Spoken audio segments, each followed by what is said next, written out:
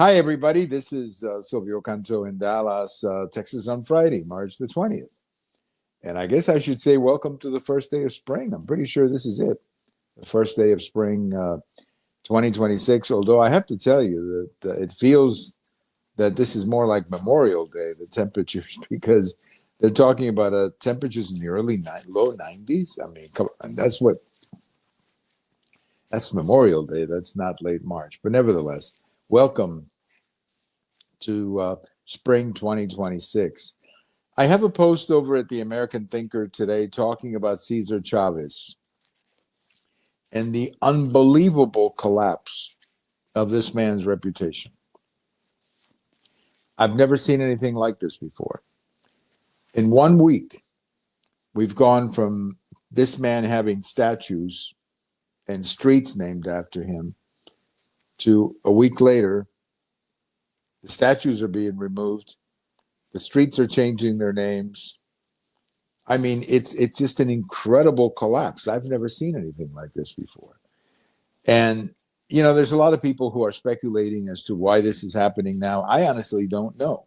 I have to tell you that I don't know because I never really followed this man's career that much. I mean, I knew who he was, of course. Everybody did. And I knew that here, at least here in the Dallas area, there's one street in the downtown area named after him. And there's probably a few high schools, although I'm not 100% sure about that. But all of a sudden, this man goes from being a statue to they're eliminating the statue and all of this in 1 week. It's unbelievable. I've never seen it. Now, there's a lot of speculation as to what happened. Let me just share with you a couple of things I've read, and I'll just leave them like that. Number one, some people are saying that a lot of people knew about this, but nobody wanted to say anything. That it wasn't until this lady came out and said, yes, I was the victim of it, that sort of opened up the door. And that's how it happened. In other words, that this was not an isolated case or something that nobody knew about, that probably a lot of people knew that he was engaging in this behavior, but they wanted to protect him and the movement. That's one theory. The second theory is that he became politically inconvenient. And what I mean by that is that if you actually listen to what Cesar Chavez used to say about immigration, he was a strong opponent of illegal immigration. He was very critical of illegal immigration, and he actually marched against it because he said that it threatened the salaries and the well-being of his agricultural workers and in California. So he, was not, he was not for open borders or, immigration reform or anything like that. He was a pretty strong critic of illegal immigration. And some people are saying that his whole position on illegal immigration had become sort of inconvenient for the Democratic Party at this moment, or certainly for some of the people in the Democrat Party. These are the two things I'm hearing. I don't know which one is right. I don't know. So I'm just putting them out there on the table. I put this in my post as well over at the American Thinker.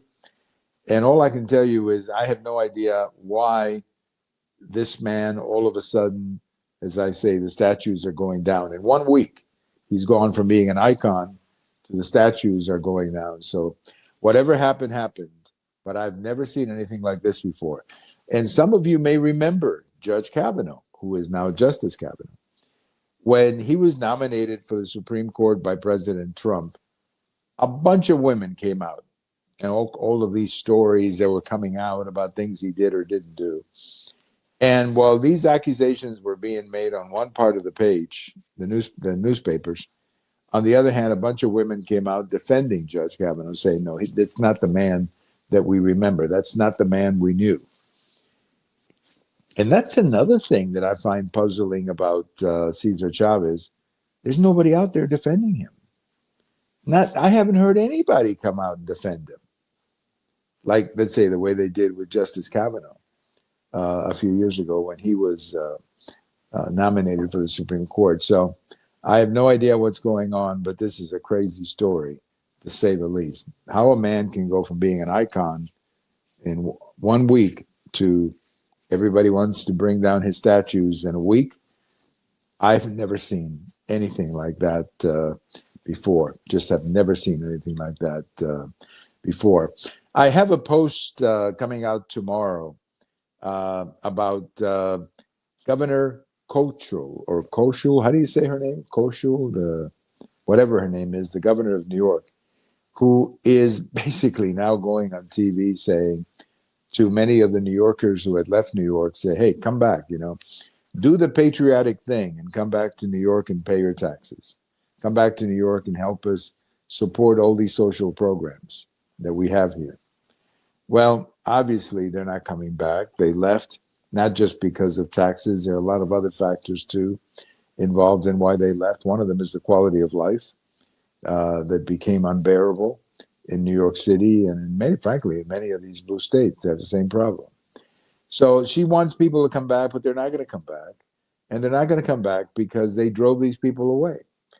First of all, you tax them way too high. And then you demonize them for being successful. And then when they pack up and move to Florida or Texas or wherever, you go on TV and you say, you got to do the patriotic thing and come back and help us pay all of this. Well, that ain't going to happen. That ain't going to happen. They're not coming back. There's just no way they're coming back unless you have a massive change in the way they do business in New York or in California or somewhere else. Maybe that could happen. I don't know. But they're going to need not only a new governor, a new legislature, and maybe that's going to happen because the economic situation could very well get so bad that the voters will say, the heck with this people. We're going to get new people in there. We want some change. I hope so. But the people who left are not coming back. And I hope that somebody tells the governor that, because she's whistling in the wind, as they like to say, if she thinks these people are coming back anytime soon. I have actually met people from California who left California and moved to Texas. And I've heard about people from New York who have moved to South Carolina, Florida, other states. And the story is always the same. Not only the high taxes and the high cost of doing business, regulation, and so on, but also there's another thing too going on, and that is the sense that people are saying, look, I don't mind paying taxes if I felt that I was getting something for it. But when you're paying a very high taxes and the streets are unsafe, the schools don't work, there's chaos in the streets like there is in New York, that you're going to say, the heck with it. I'm going to go somewhere else where I don't have to put up with that. And that's why it's going to be very difficult for these people to come back to New York. They're just not going to. Not going to happen. Well, the Democrats and the Republicans are having this big argument over at the Senate over this Save America bill. And I think the Democrats are shooting themselves in the foot here with some of the stupid arguments that they're coming up with. Like this very stupid argument that if you require a photo ID or identification, that married women are going to be discriminated against. And the reasoning there, of course, is that a married woman used to have a different name when she was single. But, we here in Texas, we have something very similar to what they're debating up in New York, in Washington. We have something very similar to that. And here in Texas, you have to register. And then on election day, you bring your little voter card and a photo ID and you vote.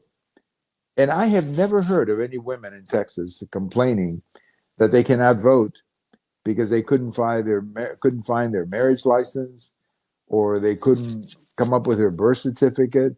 I mean, this is a stupid argument. And there's another even dumber argument that somehow Latinos and African Americans, or Hispanics and African Americans, are not going to be able to vote because they're not accustomed or used to having to have a voter ID or a photo ID. I mean, come on. If you live in the United States today, you have identification to do a million things, including going to a meeting to listen to a Democrat talk. These Democrat senators who are opposed to this bill when they have a meeting, when they have a presentation with voters, you have to show a photo ID at the entrance to come in. So you have to show a photo ID to listen to a senator do a town hall meeting, but you don't have to have a photo ID when you vote, which is the most important decision you make as a person, as a voter. I mean, come on, guys. You got to come up with better arguments than what we're hearing from some of these Democrats in this U.S. Senate debate. I mean, they're just absolutely idiotic, the excuses and the things that they are saying. Well, we got some bad news today that Chuck Norris, the famous Texas Ranger of that TV program, also a very popular movie actor, we got bad news today that he passed away. I guess he was hospitalized in Hawaii. Something happened in Hawaii, and he was hospitalized and he passed away. So, look, he was a great actor, a very popular actor. I was not a big fan of his movies. I watched a few of them, but not. I mean, he was not. Those action movies were not necessarily my kind of movie. But I thought he was a great actor. He was a great American, great patriot, and that show Texas Ranger was really popular for quite a few years. So rest in peace, Chuck Norris, a real American personality. I'm sure, very popular around the world too. I bet you're going to hear a lot of people around the world, talk about his passing, because he was very popular all over the world, not just here in the United States. Well, have a great weekend, everybody. This is Silvio Canto in Dallas, and we'll talk to you later. Bye-bye, everybody.